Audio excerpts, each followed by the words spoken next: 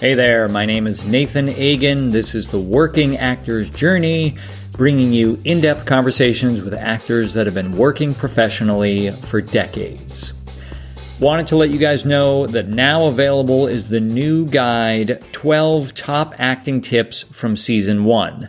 I've put this together from the over 19 hours of content from Season 1, and it contains great quotes and ideas from all the guests about pursuing an acting career.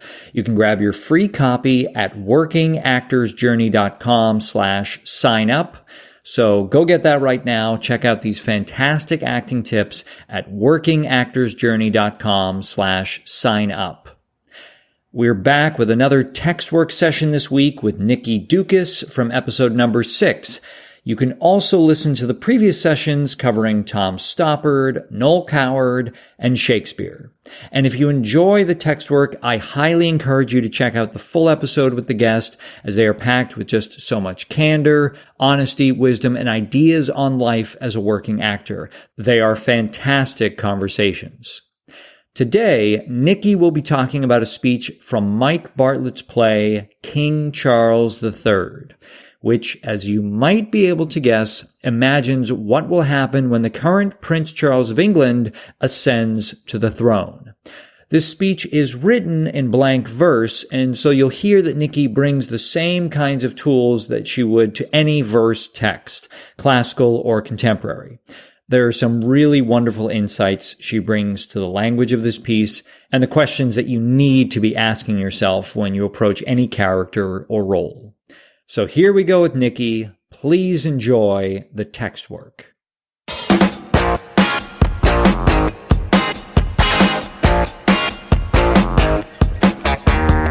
This actually kind of leads me into I want to talk about the piece of text you wanted to work on today. It's still considered a new play, right? Yeah, I think it was written a few years ago. Okay, so it's Charles III, and who's the writer? It's King Charles III, and Charles III. Yeah, it's by Mike Bartlett. Okay, who's the guy that wrote that play Cock? Oh, okay. I've heard of the play. Yeah, he's really good. So I have the text in front of me, and for people listening, I'll put a excerpt online so you can actually follow along. But what did you want to share with us in terms of what you're doing in the play? Well, I'm playing small parts in this play. I'm not doing anything exciting, although the play is really exciting. And this is one of the small parts I'm playing. And the play is written in iambic pentameter for the most part. And it's written in the structure of a Shakespearean, really tragedy, even though it's basically a comedy. And there's a ghost, there are references to Shakespeare. It's very subtly done. But it's about the current King Charles and Camilla and Kate and William, and all of those people are in this play. Right. And, just to state the obvious for people listening, it's when Queen Elizabeth II, passes on. Right. And what happens when Charles takes over as king. So in this scene, I'm playing a TV producer. I chose it because of the very little time I had to think about this, and because I thought, well, you know what, this scene stands on its own. It's if I was going to talk to you about, for example, last year I played Hedda Gabler. If I was going to talk to you about that, I just don't know how to contain that. So I thought this is much easier because this whole character appears for two or three pages of the play, and then you never see her again. And so I thought it would be an easy way to talk about it. And you're currently in rehearsals for this, right? So you're actively working on it right now, which is pretty cool. I'm really glad you could bring this in. Yeah, we're in the second. We haven't gotten this scene up on his feet yet. Oh, okay, cool. We've only done table work for this so far. So for people to visualize, it looks like a Shakespeare play in that it's written in blank verse, and so the lines do not go all the way from margin to margin. It's written, if you opened it up and looked at it from afar, it would look like a Shakespeare play written in blank verse. That's right, except for a couple of scenes in prose. Yep. Okay. So for the TV producer, and this is someone I assume is producing some kind of segment for Charles and Charles is gonna make a speech, and the producer's just coming in and setting the stage for that. So you're asking me, so how did I approach this? How did I work on it? Yeah. So what questions you've asked yourself or how you've looked at this, whether it's from a technical standpoint or an imagination standpoint or character standpoint, just those kinds of platforms. Yeah. The first thing I want to say before I even read it is, when I start rehearsal, if I can, and that's most of the time, I arrive off book for the first day of rehearsal because I cannot stand being on stage with a script in my hand. I can't stand not being able to look at someone. And everybody knows that even when the first time you get up, you're still struggling for the lines. The minute you look into somebody else's eyes, you get very disoriented. So even if you are off book, you're confused. So I want to get that part of rehearsal over with as soon as possible so that I can get to the good part of rehearsal. But I also feel like I cannot, for someone who's as big a reader as I am, I don't really understand the text until I memorize it. Until I've committed those words to memory, it's all this theory. And, so that's for me why I have to memorize it. And I would say that before I start memorizing, I read the text, I read the play, I try to read the play 2 or 3 times at least, especially if it's a new play, before I start memorizing. And then usually, because time is an element, you're usually racing the clock for this. I just every day sit down for an hour and I start memorizing just by rote. But I don't move on until in other words, that is helping me to understand it. Like that's how I start learning what the play is about, by memorizing it. But I can't memorize it until I understand it. So it takes me a while. Like I don't memorize quickly. Cause until it makes sense to me, I can't keep it in my head. So if you look at this text, you'll see that it's not, it's like Shakespeare. It's easier to understand than Shakespeare, but it's not immediately understandable. So, or you know what, Nathan? Do you have it in front of you? Yes. You read it. All right. Because I'll tell you why later. Go ahead. Okay, good. All right. Now, do you want me to think about how to read it or just read it? I want you to read it for sense. Okay. Just to make sense of it. This may seem strange, but sometimes I wake up from nightmares where I have been on TV and something's happened. Just by chance, perhaps, a light is blown or chair collapsed, but I am shocked and jumping look ridiculous. And then that clip goes viral, and from then forevermore, I am the girl who jumped. It is the matter of my life, and when I die, it will be what is writ. Not all I did and wanted and achieved, but that, a captured idiocy stuck on repeat. Your Majesty, welcome. Here's the microphone into which you'll speak. The auto cue is there. Nice job, Nathan. You made a really good sense of that. You did. Well, I've had good teachers. Thank you. So that was clear. So what jumped out for me was that the two things that I discovered that I didn't discover the first time I read them through, just like you did, is that she's responding to something he just said. He's just, like we always are, even if we start the scene. Something just happened before the scene's happened. And what he's just said to her is, she's talking to the guy who is he does publicity, he handles press for the king. And Sure. He says to her, would you like to be one of them? And she says, you mean a king? And he says, I mean the woman who has to stand in front of the camera. And right. Instead of do what we do, which is hide behind it. And so I say, this may seem strange, but sometimes I wake up from nightmares where I have been on TV.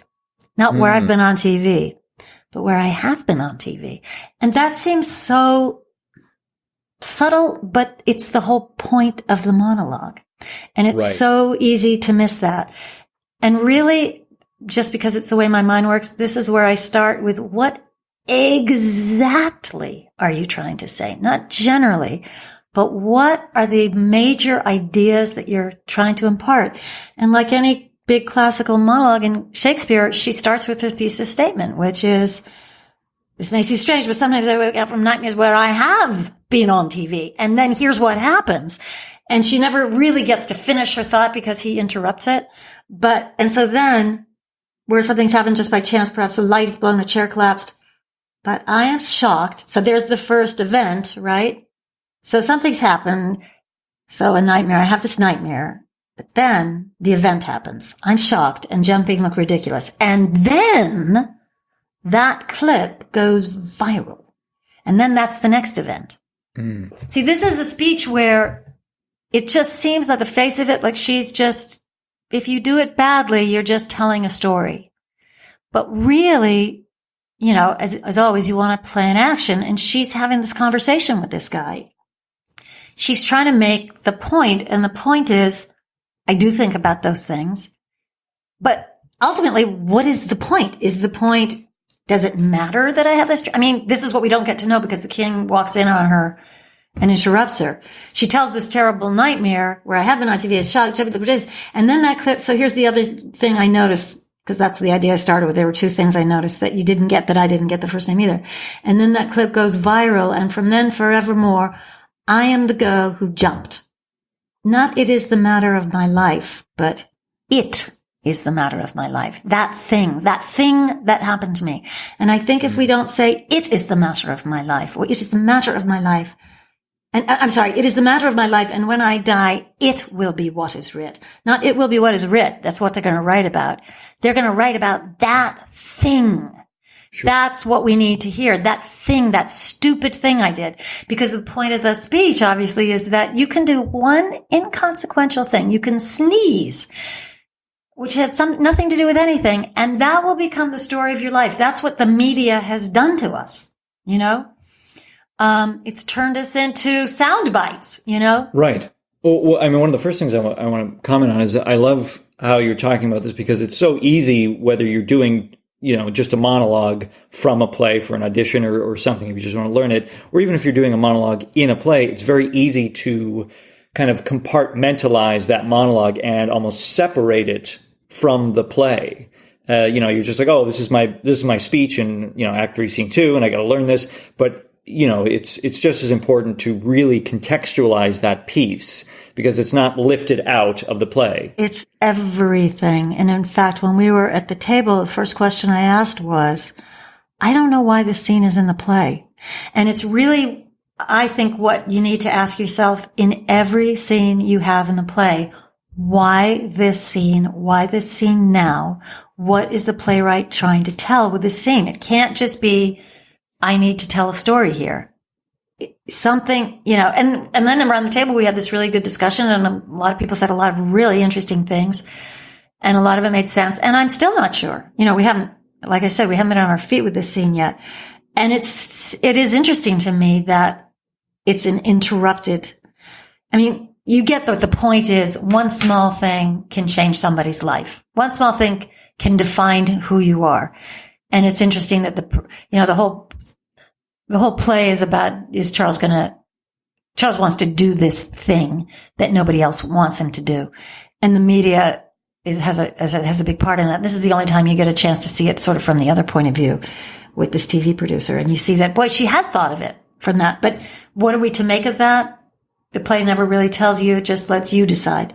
Do you apply, because it is written in iambic pentameter, do you apply the same kind of Shakespeare training about the beats and alliteration? And do you look at it the exact same way as if it were, you know, measure for measure or whatever? I do. I think that there might be some people who don't even know it's in iambic pentameter. Of course. I think when you do it right, you won't hear that, particularly because I'm saying things like, here's the microphone into which you'll speak. But, I do. And in fact, we all are. We're all looking at it that way. And there's a couple of, added syllables. But anyway, then, so I really do. I think about, okay, so what exactly, literally, what are the points I'm trying to make? Just literally, what does the language mean? We get very sloppy about that. And it can happen in the most modern play. You don't even understand intellectually what you're trying to say, and what am I trying to do with that language is the next crucial question. Why do I bother to have this big long speech? Why do I need to tell this guy this speech? And there are so many questions that I still haven't answered about this, which is, how comfortable am I with this guy, James? You know, we talked a little bit about this at the table. You know, we're assuming I'm the go-to person, that I generally do these things from the palace, but it's possible I'm not, because this is an event that's never happened before. It's not the traditional annual King's Speech or anything like that. And it's sort of hastily put together. Now, do you feel like directors really push you to answer these questions, or this is on you? Like you have to push yourself to answer these questions. Do you feel like directors have time to kind of go into this and really ask this and make sure you're discovering this? Or is this is your job as the actor? You have to push yourself to do it? Both. I mean, I don't know why you do it unless you're not asking. For me, that's the fun of it. And that, when I was talking earlier about I'm not doing my job, if I'm not doing this, I'm not doing my job. And some directors who are very interested in this and some directors who are not at all interested in this stuff. And that depends, but it doesn't matter because we're doing it. And, the actors are doing it always, all the time. And they'll never know everything you're thinking, nor should they. They have to think about other things. You have to think about every single solitary moment. You can never have a line, for my money, that's just information. You're never there. Right. I don't care if that's the playwright's intent or not. You are never, ever there just to say, and then she said this. There's always a point of view. There's always a need. There's always even if the line goes by in a blink, it's about something. Something's happening.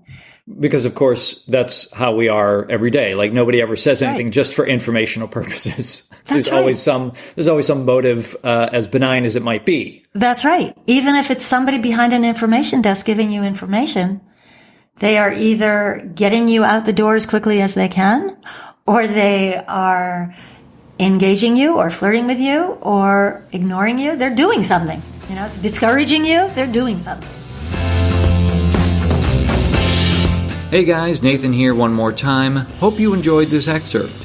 If you're not already subscribed, quick reminder to do so that you don't miss anything ahead. And if you can take a minute to rate and review this on Google Podcasts or iTunes, that will help others find and learn more about this show. I appreciate all comments and thank you so much for doing that. Be sure to visit workingactorsjourney.com for show notes and more. And we're also on Facebook, Twitter, and Instagram. I'm Nathan Agan, and thanks for listening.